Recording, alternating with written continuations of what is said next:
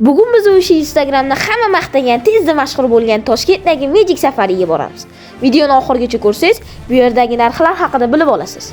Magic Safari shundoqqina Dubaydagi o'sha mashhur Dubai Safari parkidan ko'chirilgan nusxasi desam adashmagan bo'laman.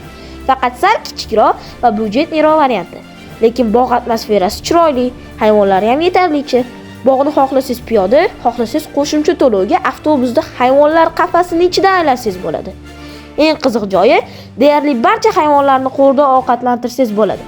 Menga bitta yoqmagan joyi, bog'ga kirishga bilet sotib olib, bog'ning ichida joylashgan 3-4 ta mini zooparklarga kirish uchun yana alohida bilet sotib olish kerak bo'ladi.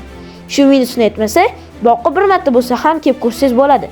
Endi narxlariga kelsak, bog'ni piyoda aylanish kattalarga, bolalarga, avtobusda aylanish kattalarga, bolalarga. Hayvonlarga berish uchun ovqati, qushlar pavilyoniga kirish, lemur pavilyoni, mini zooparki. Bu videoni Magic Safariga bormoqchi bo'lgan tanishlaringizga jo'natib qo'ying.